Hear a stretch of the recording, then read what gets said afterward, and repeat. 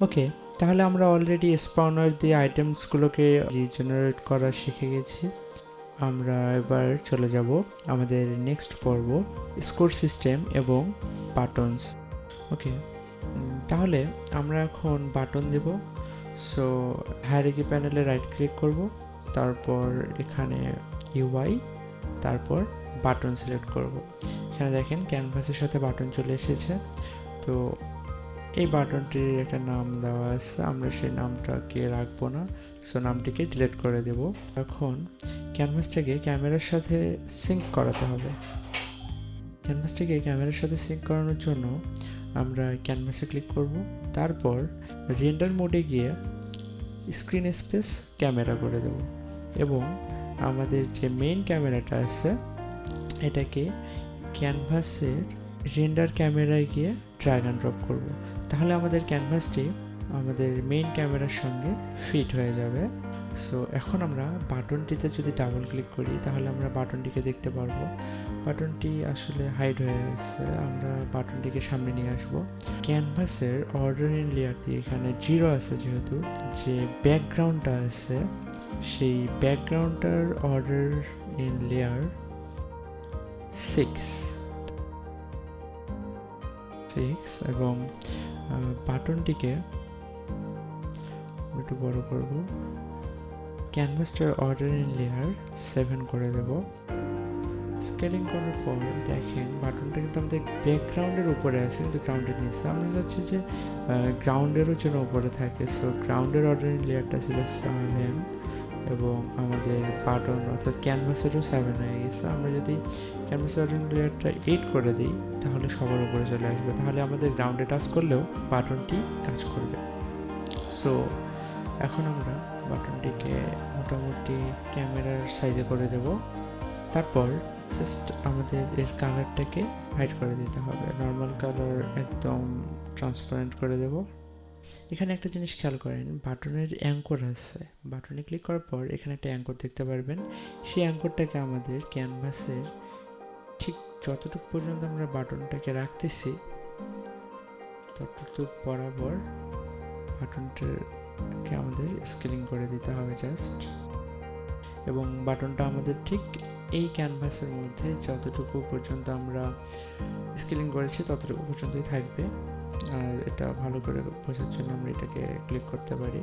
আমরা এখানে normal colour of করে দিয়েছি, ট্রান্সপারেন্ট, তারপর হাইলাইটেড কালার ট্রান্সপারেন্ট করে দেব, তারপর প্রেসড কালার এটাও ট্রান্সপারেন্ট করে দেব, সিলেক্টেড কালার ট্রান্সপারেন্ট এবং ডিসেবলড কালার পুরোপুরি ট্রান্সপারেন্ট থাকবে।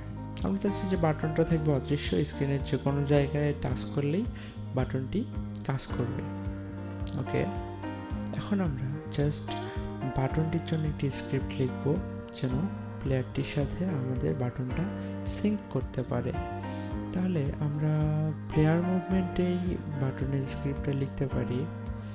সো আমরা প্লেয়ার মুভমেন্টে ডাবল ক্লিক করব এবং এখানে একটি বাটন ভেরিয়েবল নেব, অবশ্যই প্রাইভেট টাইপের। সো প্রাইভেট বাটনটা শুধু jump button, so shortcut use করবো জাম্প বাটন, এবং আমাদের রিজিড পটি2ডি দেওয়া আছে প্লেয়ারটিকে। সো আমরা আরেকটি ভেরিয়েবল নেব রিজিড পটি2ডি এবং সেটা হবে মাই বডি, অথবা আচ্ছা আমরা বডি ধরে নিই, প্লেয়ারের বডি। তাহলে বাটনটিকে প্রথমে জাম্প ভেরিয়েবলের সাথে সিঙ্ক করাতে হবে। সো আমরা এখন সরাসরি সিঙ্কে চলে যাব, হোয়াইট অ্যাওয়েক, সেই অ্যাওয়েক ফাংশনটা সিঙ্কের কাজ করে, এবং তারপর আমরা just simply jump is equal আমাদের যে গেম অবজেক্টটা আছে গেম অবজেক্ট, এবং আমরা ফাইন্ড করব কোন গেম অবজেক্টটাকে, বাটন। সো আমরা বাটনের নাম কি দিয়েছি দেখে আসি, আমাদের বাটনের নাম বাটন দেওয়া আছে। তাহলে এখানে আমাদের গেম অবজেক্টে যে নামটা দেওয়া আছে সেটা ইউজ করব। আমরা চাইলে এটাকে রিনেম করে যে কোনো নাম দিতে পারতাম, সো না দিলেও আপাতত কোনো প্রবলেম নেই। এটা যেহেতু একটা স্ট্রিং হিসেবে কাজ করে, সো আমরা ফাইন্ড স্ট্রিং, তাহলে বাটন, এবং আমাদের যে কম্পোনেন্টটা আছে গেট কম্পোনেন্ট বাটন। এরপর যখন জাম্প বাটনে আমরা ক্লিক করব, সো জাম্প অন ক্লিক। আচ্ছা, এখানে সিটা বড় হাতের হবে, অ্যাড লিসেনার ফাংশন জাম্প, এবং নেক্সট হবে আমাদের মাই বডি, অর্থাৎ যে বডিটা দিয়েছি body is equal get component rigid body 2D। এবং আমরা মূলত এই যে এখানে জাম্পটা লিখছি, সরি এটা অ্যাকচুয়ালি এটা ফাংশন হবে, সো আমরা ফাংশনটা একটা নাম দিতে পারি জাম্প। ওকে, জাম্প ফাংশন আমাদের যেটা ঘটবে সেটা হচ্ছে আমাদের ডিক্লেয়ার করে দিতে হবে public void jump body gravity scale. আমাদের গ্রাভিটি স্কেলটা সিলেক্ট করে দিতে হবে ইনটু ইকুয়াল -1। ওকে, আমাদের যেহেতু এটা একটা ভয়েড টাইপের ফাংশন, সো এই কোনো ভেরিয়েবল পাস করবে না, এবং বডিতে গ্রাভিটি স্কেলটা -1 গুণ হয়ে যাবে। এবং এরপরে আমাদের আসবে ভেক্টর 3, আমরা এটা ভেক্টর ভেরিয়েবল নেব। এখানে আমরা আগের মতো ঠিক আগে আমরা ট্রান্সফর্ম পজিশন ইউজ করতাম, এবার আমরা ইউজ করবো স্কেলিং, অর্থাৎ লোকাল স্কেল। স্কেল অবশ্যই এখানে বড় হতে হবে, ডট ওয়াই, অবশ্যই ওয়াই অক্ষ বরাবর আমরা জাম্প করব ইনটু ইকুয়াল -1, এবং transform dot local scale is equal আগের মতোই টেম্প হবে, এবং এটিকে আমরা সেভ করব।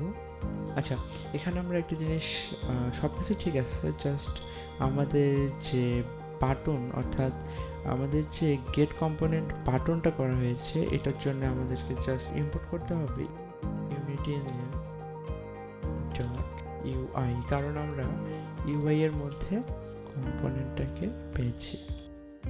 ওকে, এখন আমরা জাস্ট প্রোগ্রামটিকে রান করব। আমাদের কিন্তু গেমটার বাটনটা কাজ করবে ঠিক এই জায়গায় কাজ করবে না, কারণ ওইটা হচ্ছে গেম প্লের মূল স্ক্রিন।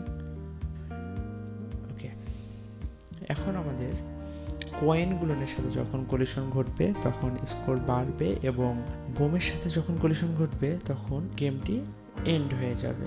সো এই ধরনের একটি স্ক্রিপ্ট আমাদেরকে লিখতে হবে।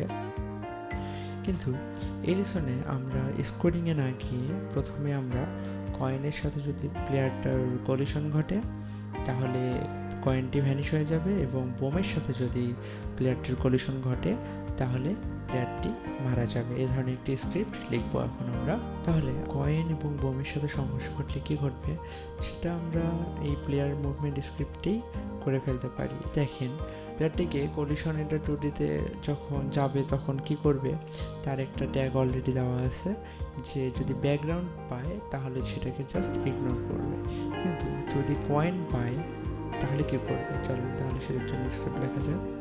আমরা সহজ করে লিখি, ইফ কন্ডিশনের ভিতর জাস্ট বিসিডি এর বদল প্রথমে কয়েন যদি পায় তাহলে আমাদের সুন্দর করে এই কয়েনটিকে ডিস্ট্রয় করে দেব। সো আমরা এখানে লিখব আদার অবজেক্ট সেট অ্যাক্টিভ, জাস্ট আমরা ফলস করে দেব। এরপর যদি আমাদের কয়েন না পেয়ে যদি বম পায় তাহলে আমরা জাস্ট গেমটিকে অর্থাৎ প্লেয়ারটিকে রিস্টোর করব এবং গেমটিকে রিস্টার্ট করব। আর রিস্টার্ট করার জন্য আমাদের আরেকটি ফাংশন লিখতে হবে, আমরা সেটিতে পরে যাচ্ছি। তাহলে আমরা জাস্ট এটুকুই বলি যে transform position is equal new vector 3, x অক্ষে 0, ওয়াই অক্ষে আমরা আপাতত দেব 100 এবং জেড অক্ষে আমরা দেব 0।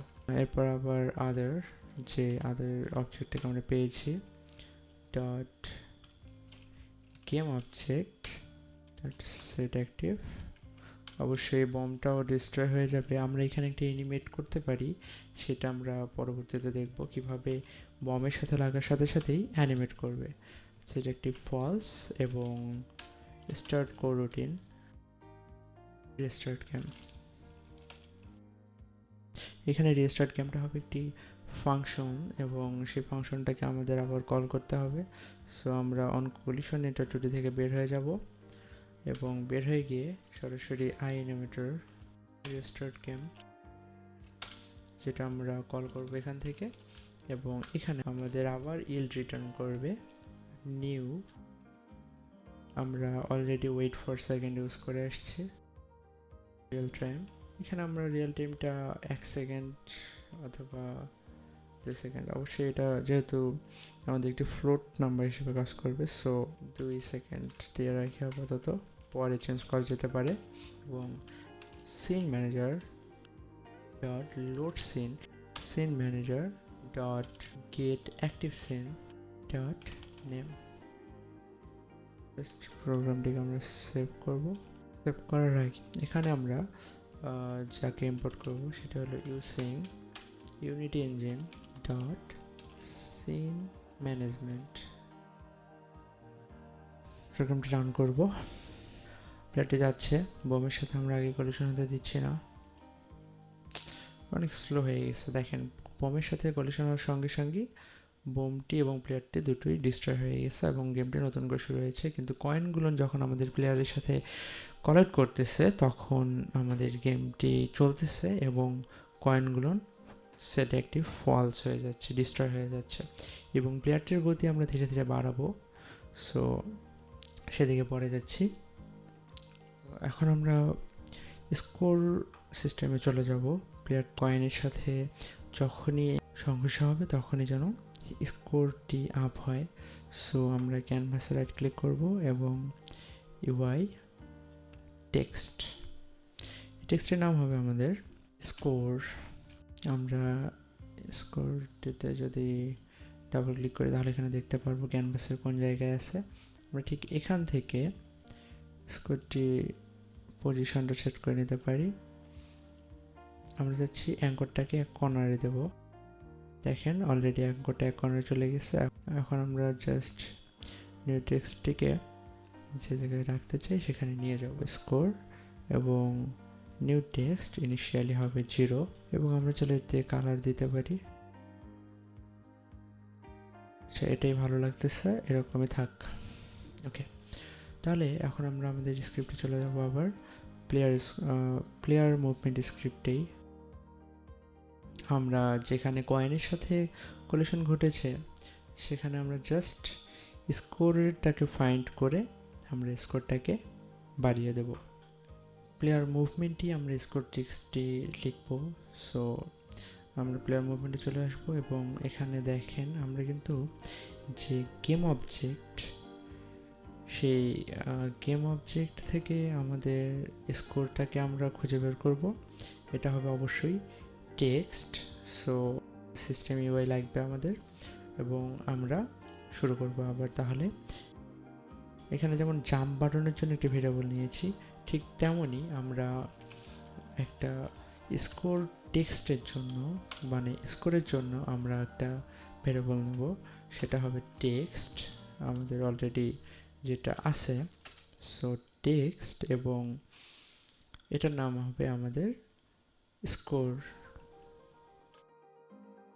এবং আমরা সেই স্কোরটিকে যখন কয়েনের সাথে সংঘর্ষ হবে তখন আমরা সেটিকে ইনক্রিজ করার জন্য একটি ইন্টিজার টাইপের ভেরিয়েবল নেব, প্রাইভেট ইন্টিজার সি। এটা হচ্ছে আমাদের কয়েন কাউন্ট করবে, এটা ইনিশিয়ালি 0 রাখবো এবং পরবর্তীতে আমাদের শুধু এই অ্যাওয়েক ফাংশনের মধ্যে আমরা যেমন জাম্পকে, এখানে দেখেন জাম্পকে যেমন গেম অবজেক্ট ফাইন্ড করে বাটনকে ফাইন্ড করেছি, ঠিক তেমনই আমরা এই স্কোরকে ফাইন্ড করব।